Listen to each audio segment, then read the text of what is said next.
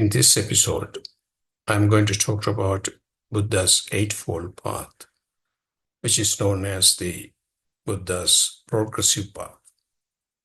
I discussed that in a previous episode where that Buddha has provided two different paths. One is direct path, which is the actually Satipatthana, and then the other one is this progressive path, which is Eightfold Path. In that episode, I also mentioned that Eightfold Path or the progressive path has two dimensions. One is actually inward path, and then the other one is outward path. So this distinction was noted in Buddha's very first sermon, which is called Dhamma Chakkapavattana Sutra, or putting in motion of the Dhamma wheel. So in there, at the beginning, Buddha was referring to this path as middle path. But at the end, just after he described the Four Noble Truths, at the fourth Noble Truth, he refers to this path as Noble Eightfold Path, rather the Arya Ashtangika Marga. So the first dimension of this progressive path is middle path in Pali, or Majjhima Pratipada.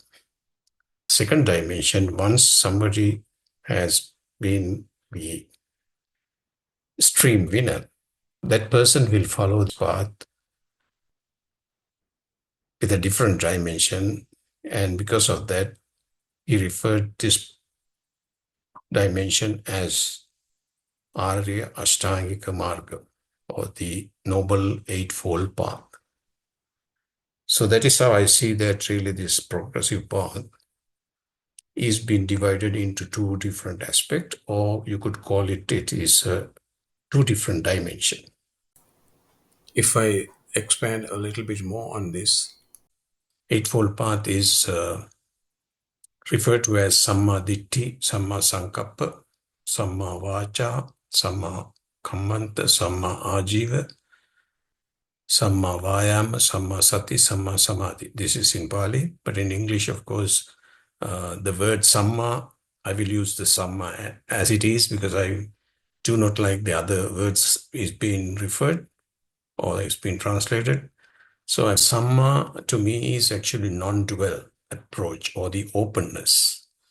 But some people, generally it's been translated as right, or the right view, right understanding, right intention, and those right, the word right is not really suited for this, because when you say right, you are in the relative term thinking of that really there may be a wrong thing as well. So right and wrong, or black and white, all those are duality. But Buddha's teaching is non-dual. So the Samma, the word Samma means non-dual.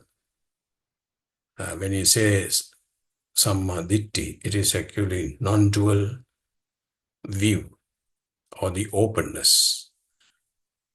I like to use the same word for English translation as well. So the first, on the Eightfold Path, first steps, or it is a line as Samma view, or the Samma Ditti.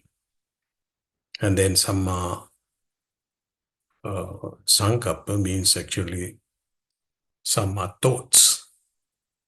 And then Samma Vacha means Samma speech. And Samma Kammanta means Samma action. And Samma Ajiva means Samma livelihood. And Samma Vayama means Samma effort. And Samma Sati means Samma awareness. And Samma Samadhi means Samma mindfulness. So that is how I translate this Eightfold Path. Anyone can become stream enterer by having that open view or the Sammaditthi and looking into your life and then following these virtues and of course some practices to bring your mind into a calmer stage. And at the end of that, if you really get the results out of it, you will become a stream winner. So that person who has become stream winner will follow the Eightfold Path in a different dimension, as I mentioned earlier. And so that dimension or that dimension is known or the label as Arya Ashtanga Marga, which is the Noble Eightfold Path. If I elaborate a little bit more, this path will lead someone to a very profound experience, which is actually we call non-self. Buddha call it as non-self, or the Buddha mentioned that as the first noble truth, where that really you can experience deepest level openness or deepest level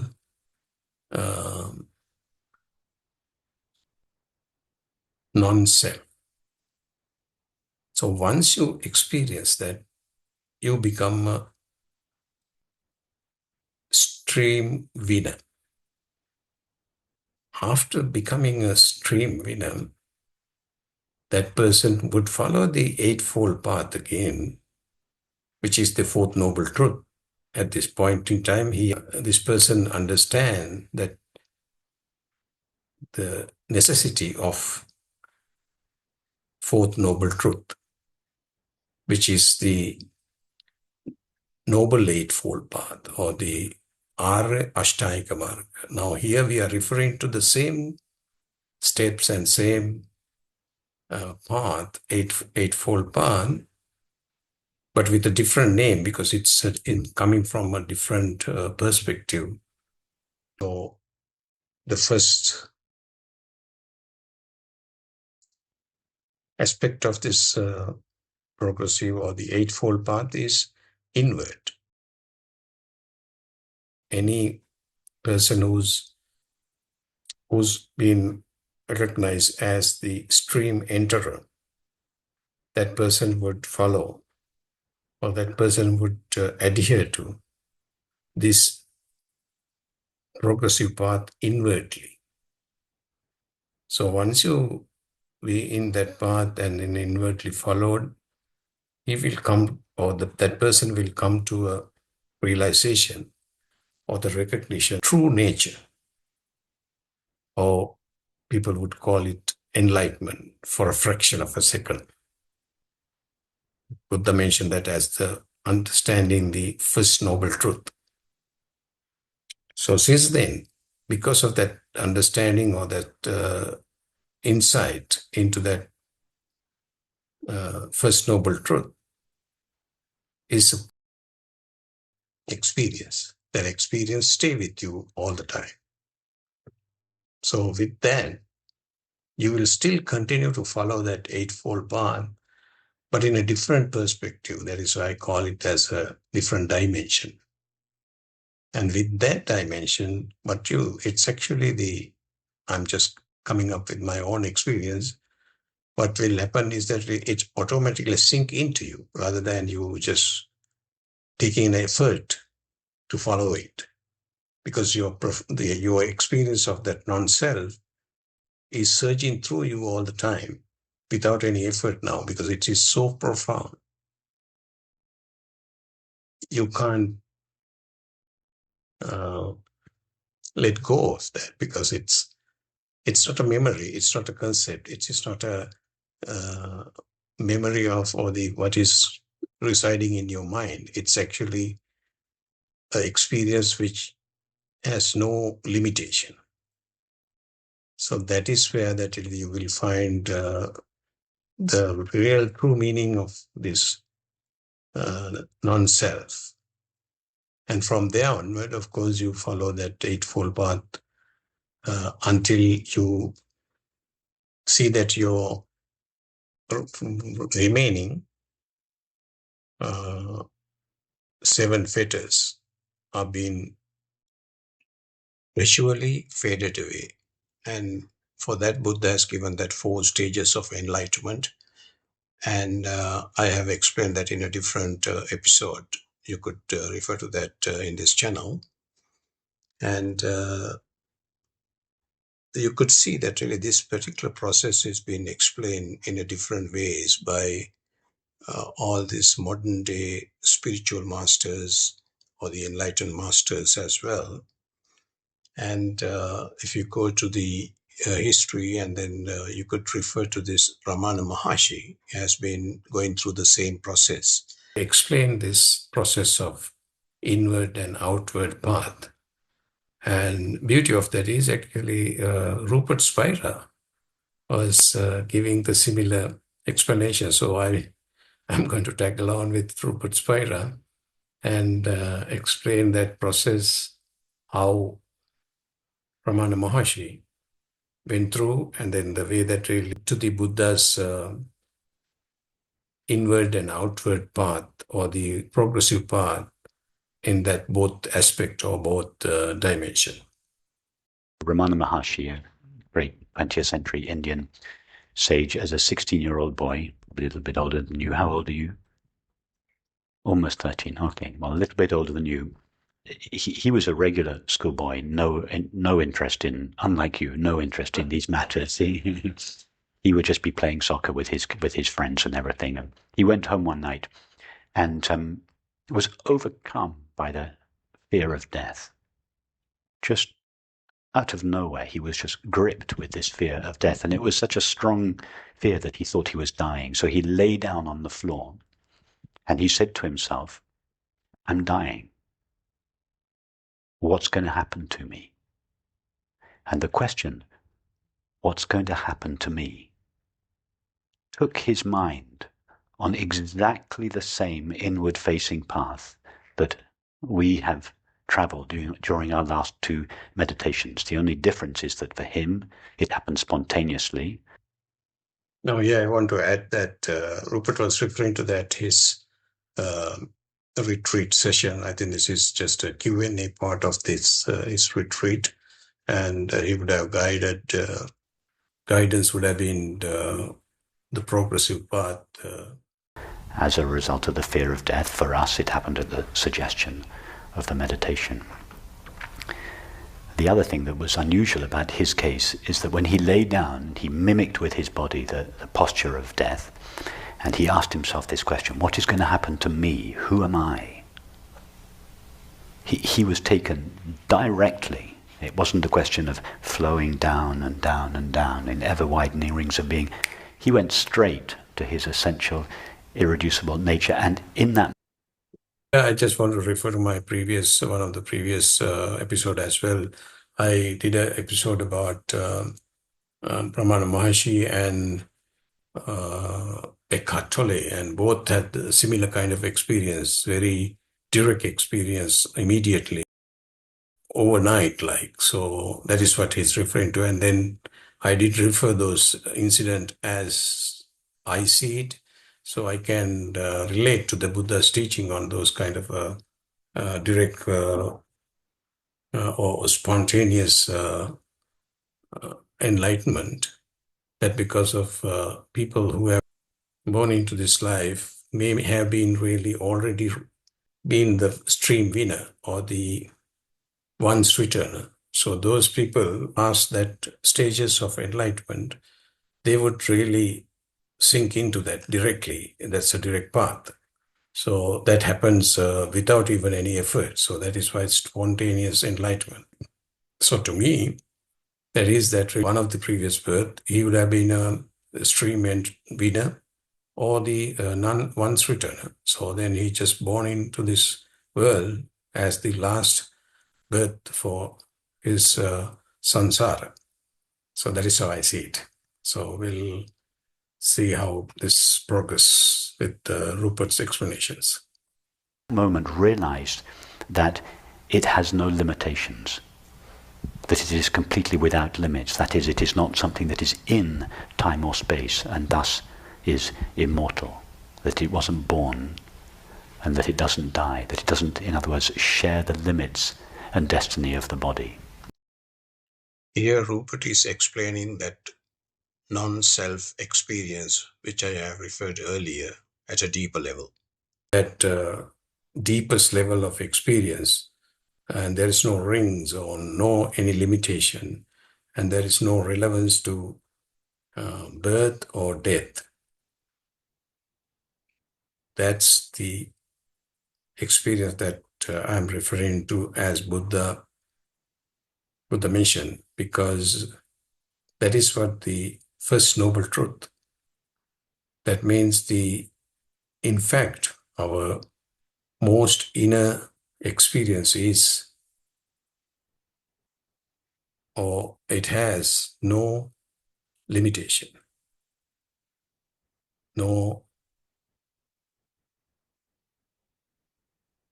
birth or no death.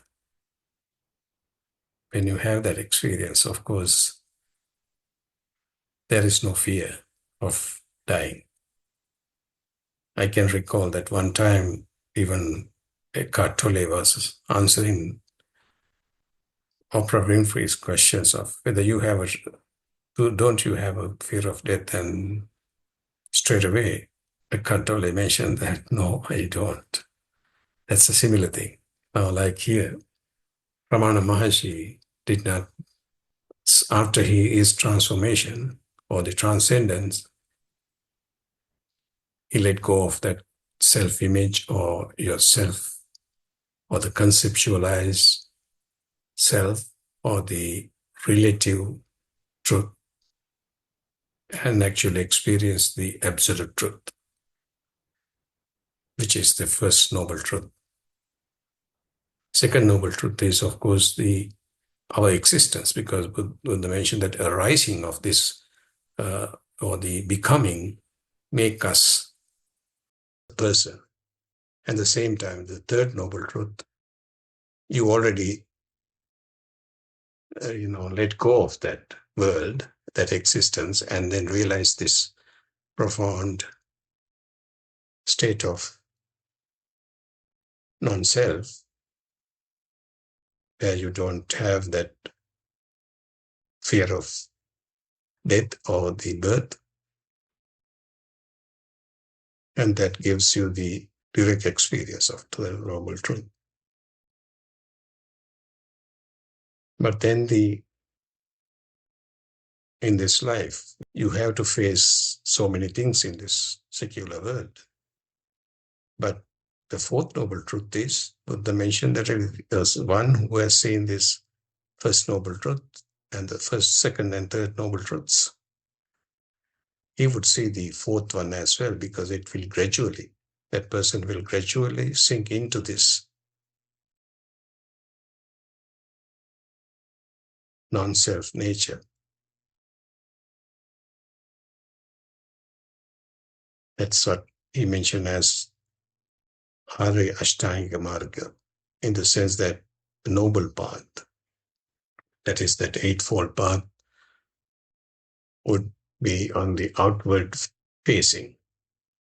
That person will deal with all this secular world interaction, but on the base, that person too have that experience of non-self.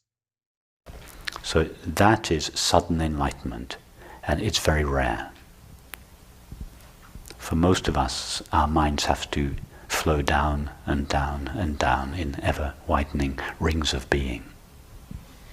And in doing so, our minds are gradually liberated from their conditioning and therefore their limitations, and at some point stand revealed as ever-present and without limits, that is, eternal and infinite. Here that Rupert was referring to gradually releasing our mind. And that is what I meant as by saying that really extreme enterer, when he was following this middle path, he would first actually will have that virtues and then widen his awareness, and finally that person would ended up in wisdom, or the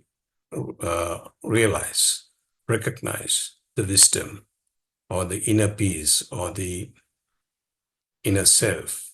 In Rupert's term, of course, that eternal, infinite nature.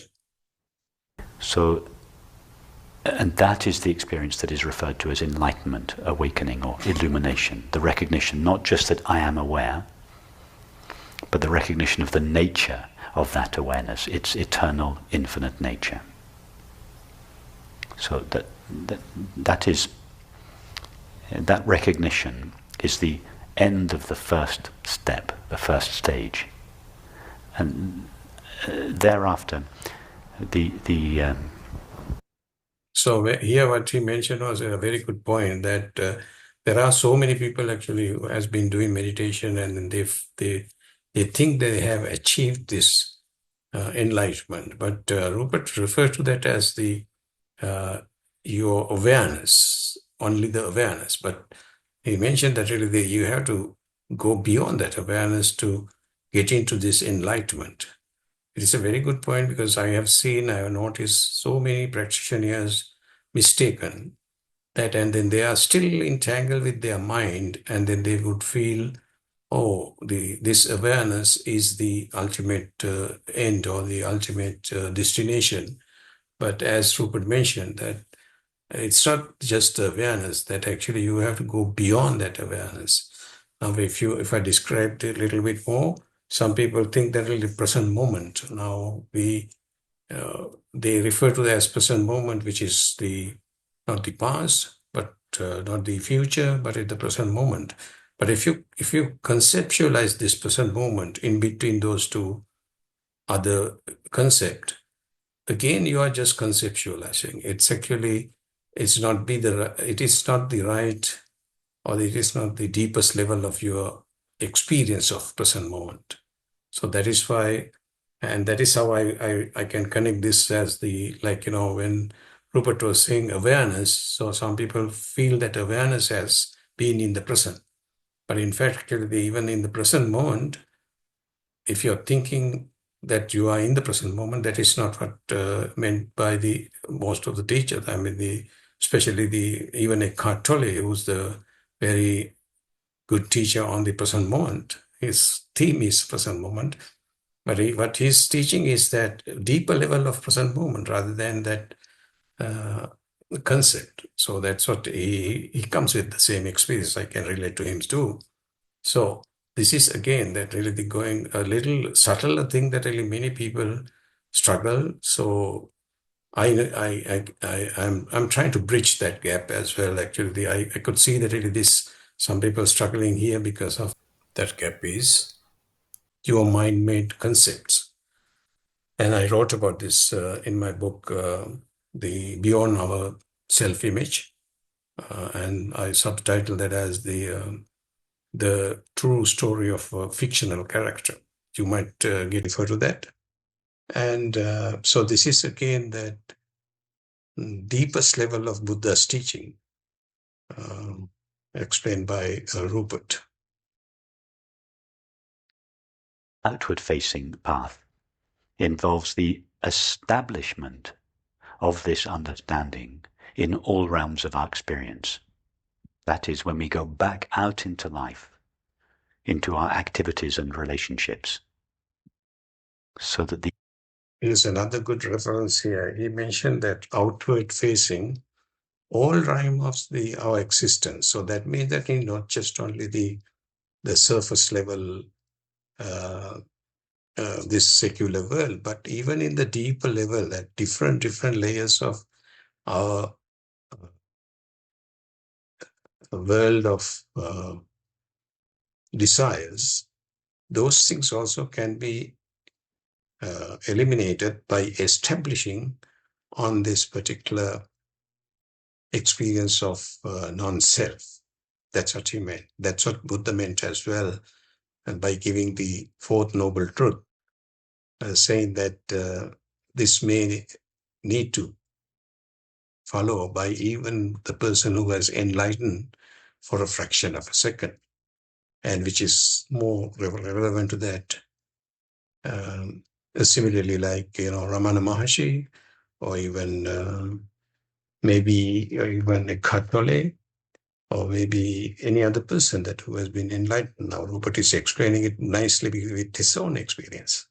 So this is the process that some people need to go through. And then it's been identified and been recognized even in the ancient time, as Buddha mentioned. So even there is no time limitation for this particular experience. So everybody's giving the same experience, but you have to understand that is the same thing through different religions or different spiritual teachers or any other way of that message has been delivered, is to point to this particular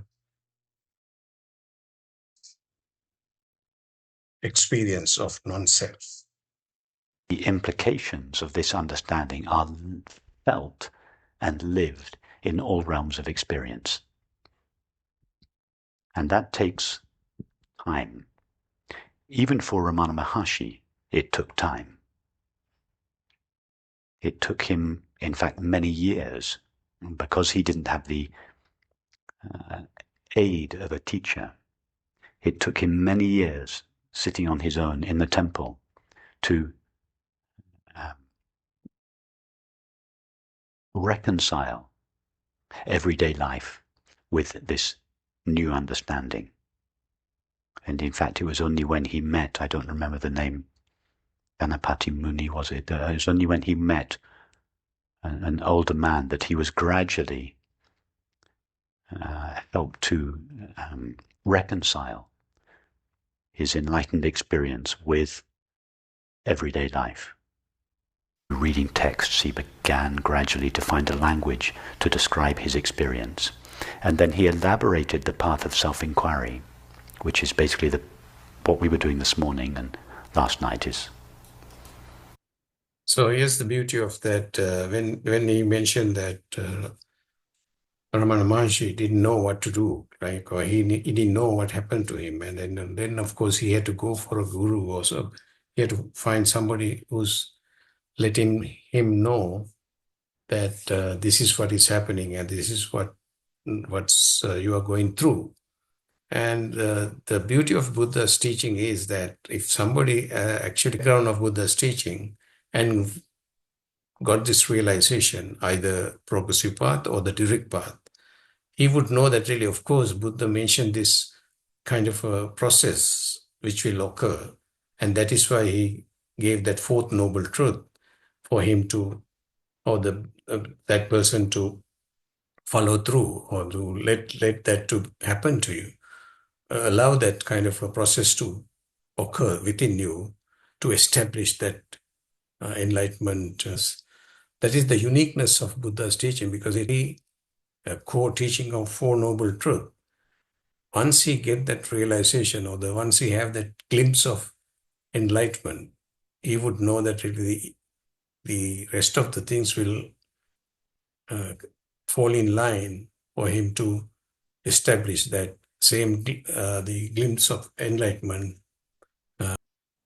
One of its names is self-inquiry or self-investigation. He elaborated that method to mimic the exact process that he had gone through that night as a 16-year-old boy, the process that he had gone through spontaneously as he felt he was dying. What if my body dies? What's going to happen to me? That is self-inquiry. Another way of asking the same question. He then formulated that question as, who am I? Another way of asking exactly the same question as we did last night. What element of my experience is continuous? In conclusion, we could say that Ramana Maharshi has gone through that Buddha's progressive path outwardly on this lifetime, but would have been going through inwardly on his previous life.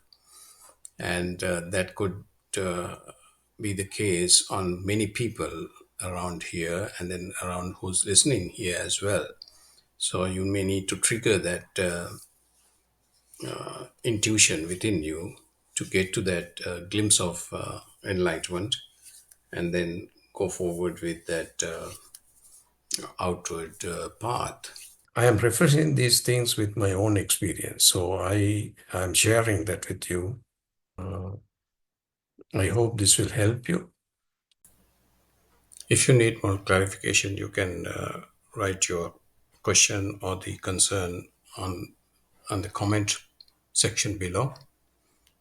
I will try to reply to that promptly, and we can make this as a kind of a Kalyana Mitra discussion. So then you would get the right benefit out of this.